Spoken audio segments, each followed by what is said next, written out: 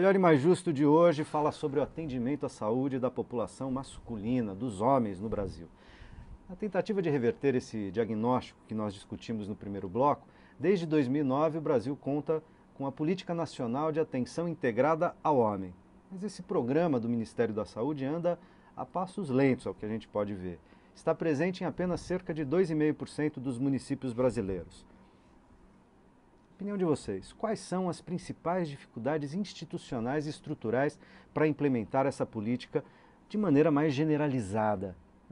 É verba? É adesão? É conscientização? Por onde temos que ir para fazer com que o homem possa cuidar melhor da sua saúde? Promover saúde, prevenir doenças e cuidar quando estiver doente. Pedro. É um fator múltiplo. Quando você fala 2,5% das cidades no Brasil, provavelmente são os 2,5% maiores, né? Isso deve equivaler provavelmente a 40%, 50% da população. Então, aí já entra uma primeira questão. O Brasil é um país muito grande, muito desigual.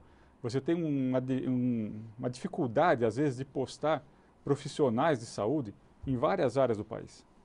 Em várias áreas, e não estamos falando aqui de cidades microscópicas no interior da Amazônia, não.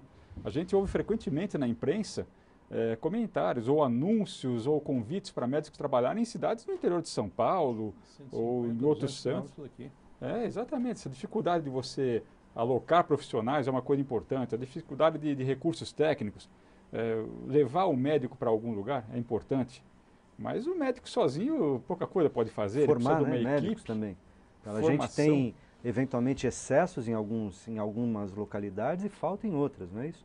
Médicos principalmente, mas também outros profissionais de saúde que atuam em conjunto, auxiliando o trabalho do médico. Todos, a dificuldade é a mesma. E a formação nossa, numericamente, não é ruim, não. Nós temos um número de escola de medicina até superior à necessidade brasileira. Mas a questão é essa, quer dizer, os médicos se formam e querem trabalhar nos grandes centros, e por vários motivos. Sim, de empregabilidade, de possibilidade de carreira, de trabalho, isso é importante. De remuneração, recursos para poder trabalhar. Recursos, né? Você imagina eu trabalhar na fronteira, aí na fronteira do Brasil, você chega num lugar como esse, você não tem um aparelho de raio-x, só para falar das coisas mais complexas, né? Quando, de repente, você pode se deparar com a falta de uma agulha para fazer injeção, para aplicar uma injeção. Então, essa dificuldade de você implantar alguns programas, esses que têm uma grande abrangência, em parte são atribuídos a essa extensão do Brasil, a má distribuição, e também, às vezes, a um erro de planejamento, né? Às vezes, a um erro de planejamento. Quando você faz uma campanha assim, visando uma população, você tem que saber exatamente como chegar àquela população. Por exemplo, nós estamos falando de saúde do homem, né? Eu acho, a impressão que eu tenho, que se você for fazer se você tiver programas masculinos na televisão e programas femininos, se formos dividir assim, eu acho que é mais eficiente você fazer uma propaganda num programa feminino. Porque eu vejo que o número enorme de pacientes que chegam aos consultórios, eles vêm com a seguinte frase: eu estou aqui porque a minha mulher marcou a consulta. Ou minha neta, muitas vezes. Ou a minha neta, né? Mas assim, a minha mulher ficou me incomodando porque eu tenho que fazer certos exames. Então, até por aquilo que nós já discutimos antes, dessa condição cuidadora da mulher, você tem que fazer campanhas, às vezes, voltadas para uma população que não é exatamente aquela que você quer atingir, mas quem pode levar esse indivíduo a ter o acesso àquilo que você está se propondo. Essa é uma das coisas que dificulta, às vezes, a falta de planejamento de como fazer determinados tipos de campanhas e de políticas de saúde. Eu acho que uma das coisas que nós temos, eventualmente, são aquelas campanhas com os mutirões. Quando você tem que fazer um mutirão de próstata, mutirão de alguma outra doença, significa que está havendo um represamento. Mas quando você faz essa campanha e esvazia esse lote que estava represado, na verdade, a única coisa que você faz é transferir esse lote daqui para cá. Porque normalmente você faz a campanha, o paciente passa aquele monte de paciente, você solicita os exames, ele vai ser represado no passo seguinte, que é fazer o exame. Se não houver uma continuidade em todas as etapas, não adianta fazer esses ações pontuais não resolverão. Não. E aí é falta de planejamento. Exatamente. Você está simplesmente catando o que está represado aqui e jogando para o próximo.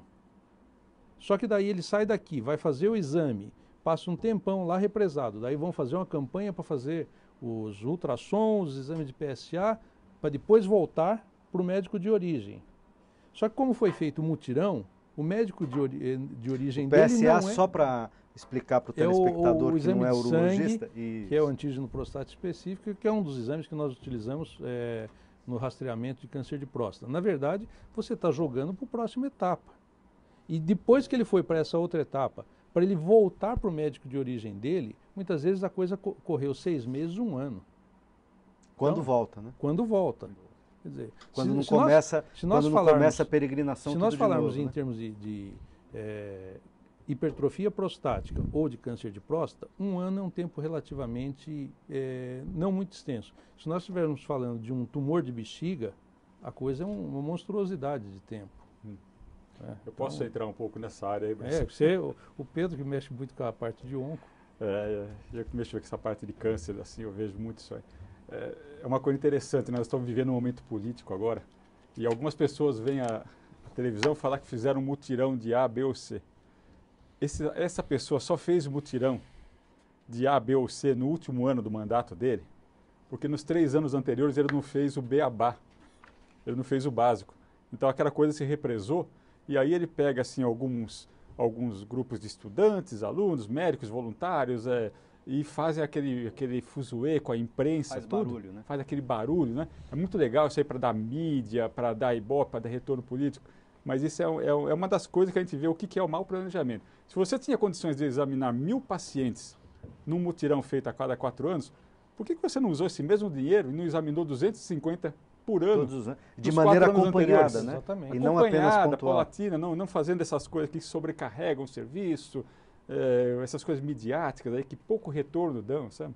E aí, na verdade, nós não estamos falando de ausências de políticas públicas de saúde, no caso do homem, efetivas, porque uma política pública deveria ter começo, meio e fim. Não são ações nem pontuais nem nenhuma pirotecnia. Sim. São identificar quais são os agravos, os problemas de saúde, verificar como avaliá-los, avaliar o número que pode efetivamente acompanhar, tratar. É isso ou não, Roberto? Na realidade, eu concordo com o que foi dito, mas eu vejo a coisa de uma forma um pouquinho mais ampla.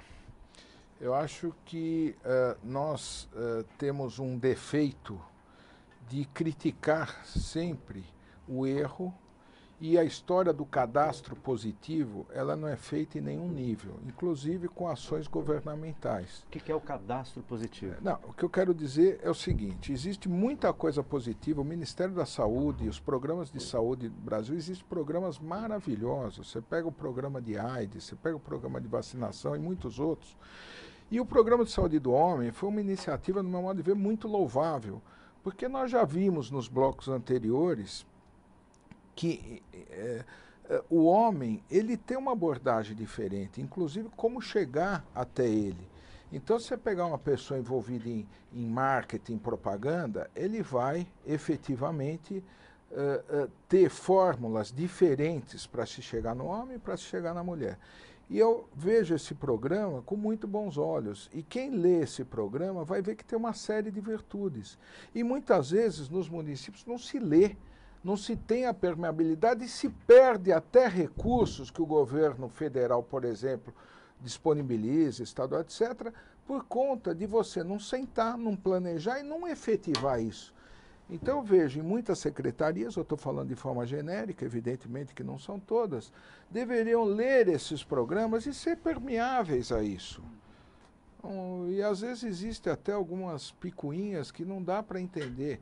Tipo, quem está no governo federal não é do meu partido, então não vou dar lenha. E tem coisas, por exemplo, o programa de medicação para hipertensão e diabetes.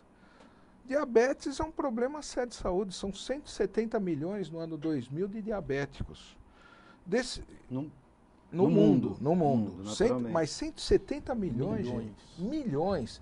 E existe uma expectativa na próxima década de chegar a 350, mais ou menos, milhões. Se você imaginar que metade disso vai ser homem, são 175 milhões de homens diabéticos. O impacto disso, aumento de infarto, aumento de insuficiência renal que leva a transplante renal, quantidade de dinheiro que se gasta com medicamento. Impotência sexual, que 50% desses homens com 5 anos de tratamento vão ter dificuldade de ereção, que é um dos pilares da qualidade de vida, de acordo com a Organização Mundial de Saúde.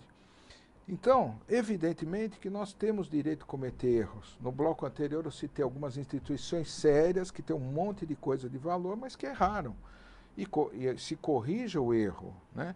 Agora, eu vejo que deveria ser uma iniciativa dos municípios ir atrás de recursos que já existem disponíveis de forma constitucional, de fórmulas que já existem, e a partir daí ter políticas de saúde que fossem perenes, como o Dr. Pedro citou anteriormente, que não fosse assim agudas, né, extemporâneas. E na verdade que pudesse, digamos, efetuar e efetivar aquilo que a gente construiu, que o Brasil construiu com tanta dificuldade, que tem tanto a construir ainda, que é o Sistema Único de Saúde. Você estava apontando políticas públicas que fazem parte do Sistema Único de Saúde, desde políticas de atenção básica, políticas hospitalares, programa de saúde da família. Nós temos avanços importantes, materno-infantil, etc.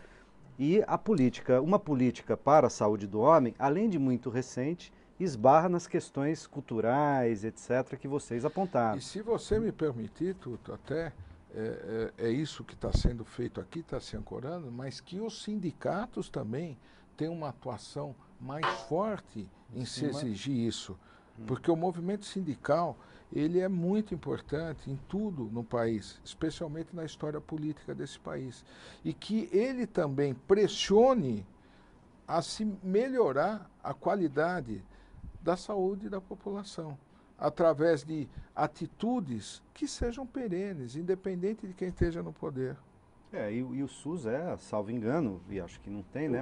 Talvez a nossa eu tenho insistido nisso aqui em programas que a gente faz sobre saúde. O Sistema Único de Saúde, por mais que tenha problemas e precise de aprimoramento, claro, a questão não é falar de nenhuma perfeição, mas ele é talvez a única política de Estado do Brasil, né? Está consignado na Constituição, pode sair o governo A, entrar o B, o partido A, B, C, D, evoluindo, o SUS está aí. E que tá evoluindo. Claro, um partido no poder, ou outro, um governante, outro pode apoiar mais ou menos, favorecer mais ou menos o desenvolvimento das políticas de saúde, mas o sistema existe, tá certo? De diferentes maneiras. Eu queria perguntar uma coisa para vocês em relação, voltando mais especificamente à questão da saúde do homem, quais são os principais agravos? Você falou da diabetes, falou da impotência, hipertensão, alcoolismo. Quais são os principais problemas de saúde do homem que levam a problemas de invalidez, morte, enfim? O Dr. Roberto mencionou hipertensão, sobrepeso, diabetes, cardiopatias. E aí vai somando. Você tem a hipertensão que leva a uma cardiopatia, você tem a diabetes que leva a um sobrepeso. Tudo isso vai se somando e vai piorando a qualidade de vida do indivíduo. Ele vai ganhando peso, não tem vontade de fazer exercício, o fato de não fazer exercício ele ganha mais peso, ganha acúmulo de gordura, piora o acúmulo de gordura, leva a distúrbios hormonais, os distúrbios hormonais começam a comprometer outras coisas, disfunção erétil. Então tudo uma somatória. Portanto, aí questões, é tudo uma somatória. Risco de infartos, uma coisa acidentes vasculares. Que é o notado envelhecimento da população, né? Nós temos assim um número significativo de anos na média de vida da população, ainda, né, como foi dito, menor nos homens do que na mulher, mas e com esse envelhecimento você começa a ter uma prevalência, começa a aumentar a incidência de doenças que são por si só relacionadas ao envelhecimento. Entre elas as doenças, o câncer e que a gente sempre fala, quando se fala em saúde masculina, é o tal do câncer de próstata, né? Antigamente é uma coisa que pouco se falava, porque poucos homens atingiam uma idade em que isso se tornava significativo. E hoje em dia não, todos nós conhecemos alguém que tem câncer de próstata, provavelmente até dentro da nossa casa, né? Então esse envelhecimento também leva ao surgimento de algumas doenças que são agravadas por essas condições que o Dr. Braz falou, né? Diabetes, hipertensão. À medida que essas doenças, que esse indivíduo fica exposto a essas condições por mais tempo, porque a população está vivendo mais, a gente começa a ver também um agravamento dessas doenças, uma maior incidência dessas doenças. Eu ouvi aqui do ponto de vista de leigos, e eu quero confirmar com vocês essa visão que pode ser apenas uma lenda urbana a mais, né? diz o seguinte, quer dizer, a expectativa de vida em menos de um século, ela basicamente dobrou, tá certo? Seja de 30, 40 anos para 70, mais de 70 anos em países do norte, quase 80, e aqui 70 e poucos anos, né, em países do sul. Muitos dizem, né, isso que eu estou chamando de mito, quer dizer assim, olha, se todo mundo, se a gente for aumentando a perspectiva de vida, então, espaço tão curto de tempo, nosso corpo, até geneticamente, estava preparado para ver 30, 40 anos, digamos, funcionando bem. Depois começam a aparecer os problemas.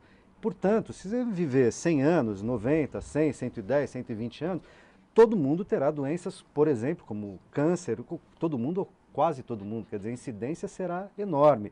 Talvez a gente tenha condição até de tratar, mas a incidência será muito grande. Isso é verdade? No próximo bloco, eles vão responder essa minha curiosidade.